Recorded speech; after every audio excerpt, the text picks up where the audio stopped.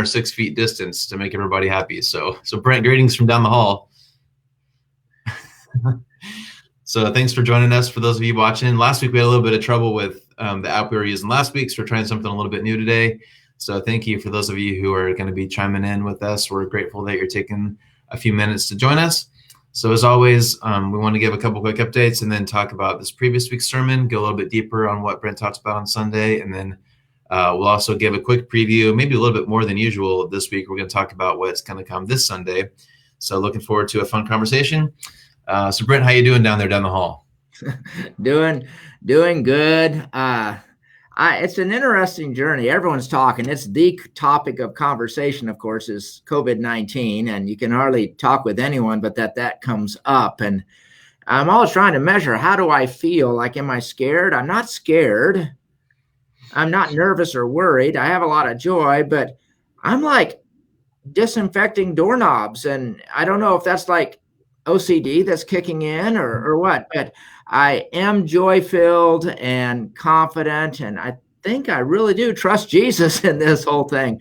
But it's interesting how we all take different precautions, and you're looking at the news and what is this and what is that. So, but I'm doing well. And yourself, are you all consumed with COVID-19? Well, you and I talked just briefly earlier, like you and I are lucky that really our jobs really aren't affected terribly much. We're doing things differently, but we're both still able to work, and we're essential enough that we can still work in our offices. And so it's kind of strange that it seems like everything's different, but at the same time, luckily for you and I, our routines are kind of the same, and it's just kind of a weird spot that we're in. I know a lot of people are affected more than we are, and so we're thinking about and praying for them, of course. And so it's just weird. I think everyone just feels weird, and it's just, we're all trying to figure out how to live in this new world together. So just crazy. But well, so Brent, we are in the middle of our Easter sermon series. You've called it Alive, and kind of the gist of the series is we're looking at the times when after Jesus died and rose again, he appeared to, I think 10 people, right? Or 10 groups? 10 different times, yeah. Yep. So we've been looking at that these past few weeks, and this past Sunday was Mary Magdalene. And again, it's just kind of interesting how obviously we didn't know this was coming. We had no idea when you were planning your Easter series, we had no clue what our world was going to be looking like. But I think you mentioned on Sunday that Mary, when Jesus appeared to her, she was anxious, she was stressed, she was worried. She thought Jesus was dead, all hope was lost. And then Jesus just shows up. And again, it's just, I guess God's timing probably, but a lot of us are feeling a little anxious and stressed and worried. And it's just interesting that was this week. So walk us through that story again. Remind us, just give us a quick recap of what that was like, and then we'll go a little bit deeper here in just a minute. Well, we all need healthy coping mechanisms when the winds are blowing and the waves are tossing us around, whether that's COVID-19 or any of 1,000 other things that kind of rock our world. It's just part of life here on earth. And so we need healthy coping mechanisms. And people can go eat a gallon of ice cream and charge their credit card to the max and unleash on their kids and yelling. I mean, there's lots of negative coping mechanisms, but we all need an anchor. And this past Sunday, we talked about basically the vertical and horizontal anchors, the stability that we need in a world that's being rocked. And for Mary Magdalene, which was the story this past night, it was just vertical. We tossed in horizontal at the end. It doesn't really show up in the story too much, but it shows up in the Bible story. But yeah, one of the phrases I wanted to come back to was mastering the art of a vertical connection with God, to give us strength and encouragement, to feel like he is really there for us. He's helping us, like there's an infusion of calmness. There's an infusion of strength. We need that vertically from God, but it is just hard work because he's a spirit. We don't see him. We don't hear him audibly like we hear other people. We can't read body language. There's not an instant response. And so I just tossed out this phrase. We need to learn to master the art of connecting vertically with God so that we can actually experience what he says, my peace I give to you, Yep. you know? Yep. And so for me, we don't need to spend a lot of time, but my deal is there's no shortcuts. And it's just too easy to shortcut this thing and then you never experience it, but you need to give time. And again, for me, I'm on this journey, Matt.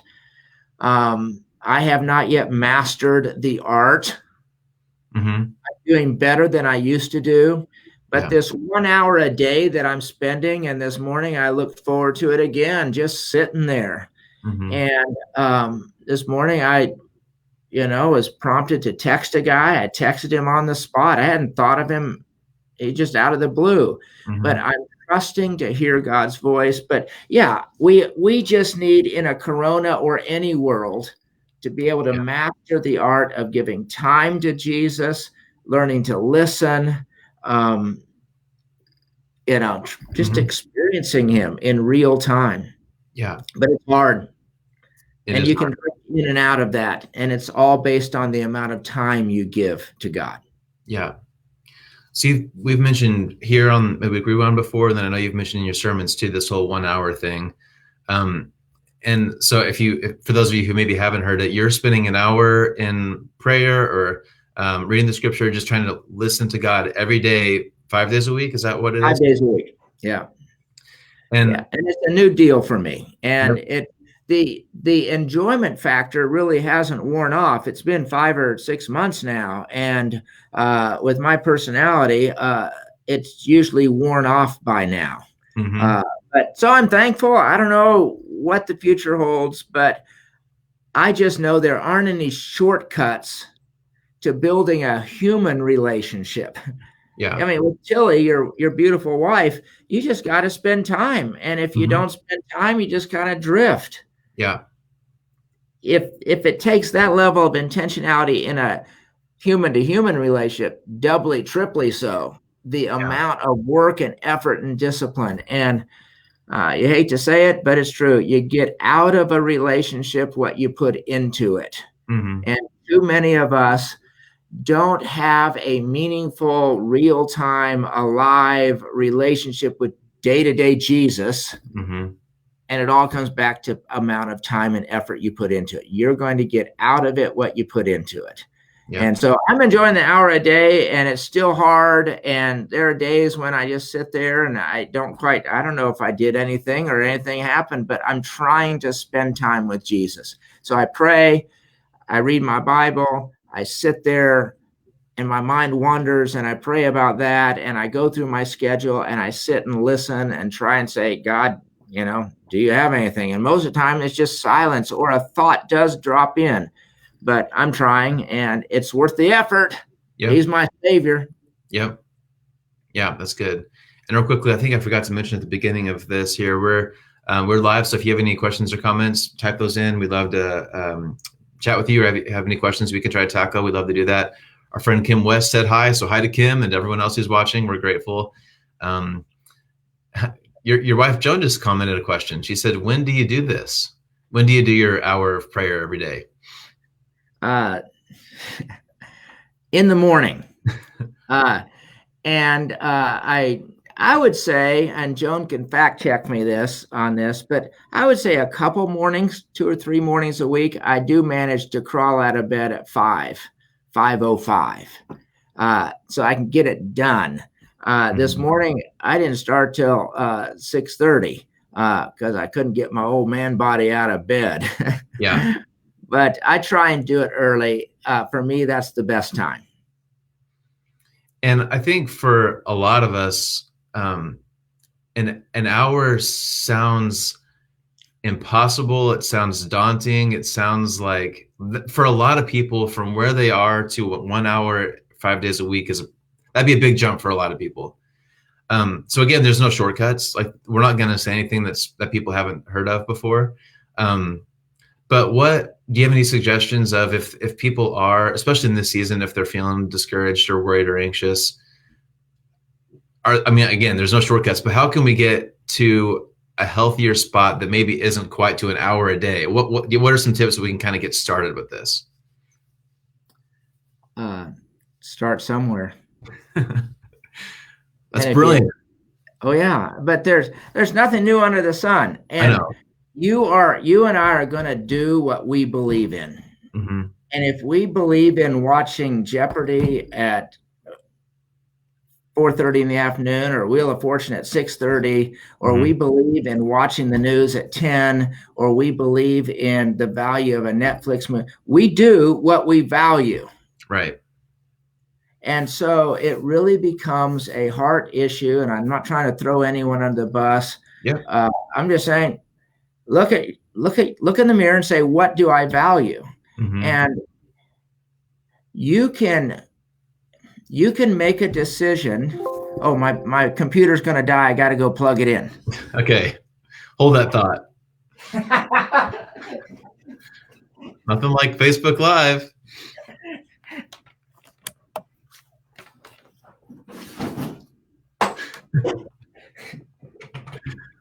Best laid plans, ladies and gentlemen. Okay. We're Welcome back. Sorry. My battery, it dies instantly after it puts out the warning. So I have to run. So I don't want to sound harsh, Matt. Mm-hmm. You can make the decision that you're going to spend 2 minutes sitting down. Mm-hmm. And just start there. Yeah. Even if your heart's not all in it, you say, okay, yeah, I should value my relationship with Jesus. But sometimes the commitment of time leads to a heart that follows, Mm-hmm. Yeah. And so start somewhere. Yeah. I can compare myself to those who pray for 30 minutes or an hour or 2 hours a day. And I'll feel like a spiritual midget, like I'm insignificant. It's not hard for me to feel insecure or like I'm not good enough. Yeah. We're all on that. And so you're right. For some, the hour a day is daunting. Mm-hmm. But then you can look at those who pray for 3 hours a day. Right. And so you've got to find your rhythm. And I just don't think you can end up saying, I don't need to put any time into my relationship with Jesus and expect to have a good relationship with Jesus. It's not that way with any other relationship. So give it time, but start somewhere. Yep. That's good. And I'll give a quick little plug. The past couple, we've done this for maybe 2 years or maybe 3 years. I don't know. The church-wide YouVersion plans that we've been doing, I think those are super helpful. Like I'm in that group and I think it's great. We actually just launched a new one. The Through the Bible series is continuing, but we're also doing one specifically for Easter. And so if you're looking for a way to get started with that, we've got these plans that you can join on the YouVersion app that are super easy, super helpful. So if you're interested in that, I'll add the link here later, but it's just firsttomechurch.org/Bible. And it's a great way for you just to read one chapter a day and just kind of stay connected to the word that way. So if you're looking for a place to start, that'd be a good way to do it. So Brent, on Sunday, you also talked about vertical and horizontal relationships and how those can be kind of helpful and encouraging on rougher days and seasons of life. So the horizontal one, the finding encouragement from the people around us, that's a little bit tougher these days when we can't just go around hugging people. So how do we do that today, Brent? You're stuck with a phone call or going out in your front yard and yelling really loudly. But generally it's a phone call or a text or an email or a Zoom call or something. But yeah, it is different. Mm-hmm. The good thing is it pushes us to a level of intentionality. Yeah. We have to work at it. And I hope that when this whole thing's over, whenever that is, we won't lose or take for granted what we couldn't experience. Like we'll truly enjoy being face to face with people and not worried about social distancing. Mm-hmm. But for now, there's a new normal. Yep. And it's digital and media and FaceTime and Zoom and whatever platform you're using. Everyone said it's crazy. It is crazy. And I've been thinking, I'm the first one to raise my hand that I'm guilty of this, but I haven't done a very good job. Like I'm in a life group, and we haven't really met the past couple of weeks, and I don't know how many times I've thought, man, I just need to text everyone, just see how they're doing. And I just get busy, and I'm bad at that. And I think now it's probably more important than ever to do that. And so I guess I'm talking to myself and maybe everybody else watching too. Like, just take a second to text people that you know are in your life, and we all need to just be there for each other right now. So again, I'm talking to myself, but everyone watching, we should all be doing that right now. So maybe, grab your phone and text somebody right now or later today, and just see how they're doing and see if they need anything, and just encourage people and remind them that they have got a friend in this weird time. And I think that's important these days. So agreed. All right. Well, so we don't usually do this, Brent, but today you and I were talking, and we thought it might be good for us to actually spend some time kind of giving a little bit more of a detailed preview of what this upcoming Sunday sermon is going to be about. So why don't you give us a quick preview of what you're talking about this Sunday? Who did Jesus appear to that we're going to talk about, and what are some lessons we can learn from that lesson? So, as we said earlier, between Jesus' resurrection and his return to heaven 40 days later, there are 10 recorded appearances to single people, to 500 at a time. And the story we're looking at today, this Sunday, was later Sunday evening on the day, Easter Sunday, he rose from the dead. And he appeared, first of all, to 10 of the 12 disciples. Judas was literally out of the picture. Mm-hmm. And Thomas, for whatever reason, wasn't in the room when Jesus appeared to the 10. So they tell quick time out. Don't you feel a little bad for Thomas? A little bit. Like, for whatever reason, he missed the memo and he wasn't there, and now he's forever got a bad reputation, right?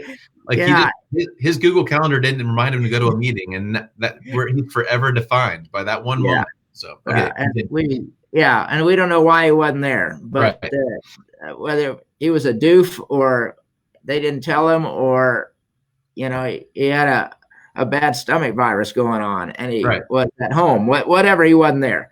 And so they tell him that the 10 tell him that Jesus appeared, and he is disbelieving of that until I touch him. Okay. So 8 days later, Jesus appears to now the 11 disciples, and Thomas is there. So he believes, he sees the wounds. Okay. So Thomas has been dubbed Doubting Thomas. Mm-hmm. And so Sunday, that's what we're going to talk about. We're going to talk about doubt. Mm-hmm. In the corona world, do we trust that God is in control, or do we have our doubts? Do we trust that God will protect us, or should we even ask him to protect us? Or are we doubting that? It's just an odd thing. So we're going to talk about 3 words: belief, doubt, and disbelief. So the belief and the disbelief are confident positions. So you can believe that God exists or disbelieve. Mm-hmm. You can believe that you should trust that person, or you should disbelieve. You shouldn't trust that person. Okay. So those are confident positions. In the middle is doubt. And so we're going to talk about that. One of the things about doubt, I was talking to you, Matt, earlier about this, is doubt should not be assumed to be disbelief. Mm-hmm. So just because you have the question, I just don't quite understand how God could exist forever in the past. Like, didn't he have to have a start? Okay, that's just a question. Mm-hmm. It doesn't mean you disbelieve it. Right. So I believe that God exists, but I can have questions. And the Greek word for doubt is wavering or thought. So you can just have a thought. Does God really? I wonder. How's that work? That doesn't mean I believe or disbelieve. Mm-hmm.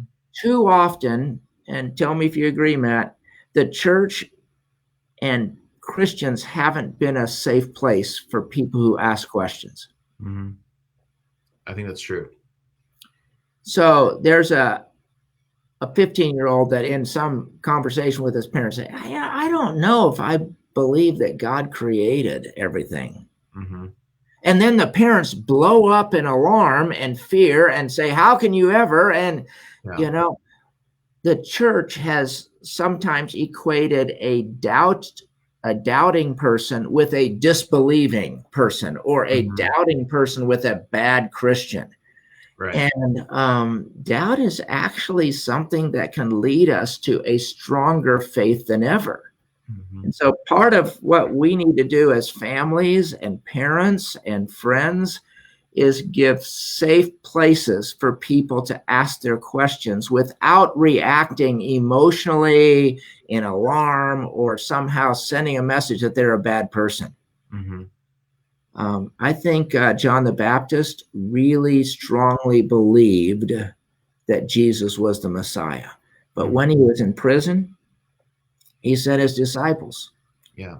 hey, I just got this lingering question. Maybe my mind's just playing games with me, but I got to ask it. Okay. Mm-hmm. So it didn't mean he disbelieved. Right.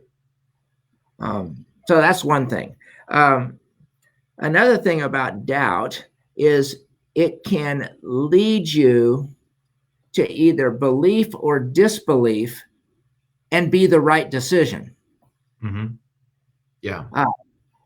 So if you have a friend, for instance, that's always told you the truth and you've never had a reason to doubt their word, Mm-hmm. they begin to stretch things or say they were there and you find out that they weren't there, or they said I didn't say that and you find out that they did say it. Now you have doubts. Mm-hmm. Those doubts are actually good. Right. You Yep. should have doubts. Okay. Mm-hmm. And your doubts could lead you to a position of disbelieving your friend's words. Mm-hmm. And that's the true, like, you shouldn't trust them. Okay. Right. So doubt is actually a gift Mm-hmm. that can lead us to the right place. Yep. Yep. Doubt can also lead us to the wrong place. Mm-hmm. So you can have doubts or questions about the existence of God, and it can lead you to the truth that he does exist, or it can lead you to atheism. Right. Yep. And that's a bad end result. Mm-hmm. Doubt can lead to a good or a bad place. Yeah. Yep. Doubt is generally, here's another thing, I'm just rambling here. I'm trying to write my sermon as we speak, Matt. But doubt is generally a draining place to live. Mm-hmm. It's better for you to believe or disbelieve. Those tend not to be as draining. Right. But if you're caught in the middle and you just stay there, mm-hmm. I don't know if God exists. I don't know what I believe is the Bible trustworthy. I don't know if I believe, where am I at with, the LGBTQ? I don't know, should I believe this or that? Or, that whole caught in the middle is usually draining. It can lead us to truth. Mm-hmm. It can lead us to a better place. It can lead to a bad place, but being there is usually mm-hmm. draining. Yeah. We actually had a really great question come in. So I'll pitch this to you, Brent. You ready? Mm-hmm. So how does ready as you'll ever be, huh? So how does faith play into this? I'll just read this part to you. So if you're praying or having faith for healing, is not having enough faith the same as doubt? How does belief correlate with faith? Does that make sense? Yeah. So when are you having a lack of faith, or when is it a healthy sense of doubt that can lead to one of the truths like you were talking about?